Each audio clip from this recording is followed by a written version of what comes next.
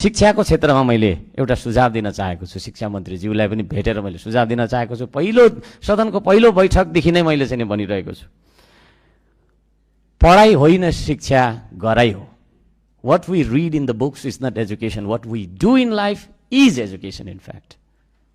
तर हामीले हाम्रो पुर्खा होइन दाउराको भारी बोकेर, घाँसको भारी बोकेर, नुन र तेलको भारी बोकेर जीवन बिताउनु भयो। आज हामी किताबको भारी बोकेर जीवन बिताइरहेका छौँ। भरिया चाहिँ सेम भरिया नै हो हामी। त्यसो भएको कारणले गर्दाखेरि होइन 7 दिन थ्योरी किताब पढिरहनुपर्छ भन्ने कुरामा के अरे त्यसमा म त्यो मेरो सहमति छैन। अरूले लेखेको किताब पढ्दैमा हामी विद्वान भइदैन पनि। 3 दिन मात्रै किताब पढ्ने, 4 दिन उत्पादन, निर्माण, आविष्कार, सृजना, कला, खेलकुद यसमा लगाउनुपर्छ विद्यार्थीलाई। त्यसतर्फ चाहिँ नै त्यो खालको चाहिँ शिक्षा नीति हामीले अख्तियार गर्नुपर्छ भन्ने महत्त्व गर्न चाहन्छु। स्वाधीनताको विषय गर्छौँ हामी, स्वाधीनता भनिरहन्छौँ। तर वास्तवमा जबसम्म हामी आर्थिक रूपमा स्वाधीन बन्न सक्दैनौँ तबसम्म हामी स्वाधीन बन्न सक्दैनौँ। आर्थिक स्वाधीनता नै वास्तविक राजनीतिक स्वाधीनता पनि हो।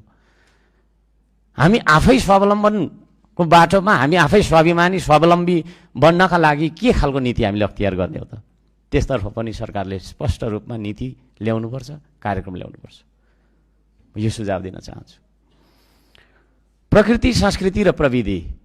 प्रकृतिलाई संरक्षण गरौँ, संस्कृतिलाई सम्वर्धन गरौँ, प्रविधिलाई प्रवर्धन गरौँ। यो 3टा कुरा नै हाम्रो जीवन हो। हाम्रो बुझाइ चाहिँ त्यो छ। त्यसले गर्दाखेरि प्राकृतिक रूपमा हामी माटो भन्छौँ। हुनु त हामी त अब माटै अब धेरै त्यो भन्न मिल्दैन यहाँ होइन। माटो बचाउने कार्यक्रम चाहिँ हाम्रो के छ त? नित्यता कार्यक्रम केही पनि छैन। प्रत्येक साल करोडौँ अरबौँ टन माटो बगेर गइरहेको छ। पहिरो मात्रै जता हेऱ्यो पहिरो, जता हेऱ्यो त्यो पहिरो रोकथाम गर्नका लागि जनचेतनाबाट, चेतना नै फेरि विकासको मूल हो भनेर अघि भनिसके, जनचेतना फैलाउने हो कि जङ्गलैभरि डढेलो लगाइरहेको छ? त्यो डढेलो अज्ञानवश मान्छेले लगाइरहेको हुनसक्छ। वृक्षरोपण सम्बन्धी के कार्यक्रम छ? केही पनि छैन। त्यसले गर्दाखेरि प्रकृतिलाई संरक्षण गरौँ सुरुमा, त्यसतर्फ पनि नीतितथा कार्यक्रममा आओस्। संस्कृतिको पक्षमा हामी उभौँ, प्रविधिको विकास गरौँ, त्यसतर्फ पनि नीतितथा कार्यक्रममा आओस् भन्ने अनुरोध गर्न चाहन्छु। पश्चात राज्यले युटर्न लियो। जेनजी भन्ने बित्तिकै युवा पुस्ताको मनमा के छ त? त्यसको कुरा सुन्नका लागि, त्यो पुस्ताको कुरा सुन्नका लागि जेनजी आयोग पो गठन गर्ने हो कि भन्ने सल्लाह म दिन चाहन्छु है। होइन भने फेरि हामीलाई पनि आउटडेटेड भन्ने छन्। त्यहाँ बाहिर बस्ने युवाले हामीलाई पनि आउटडेटेड भन्ने छन्।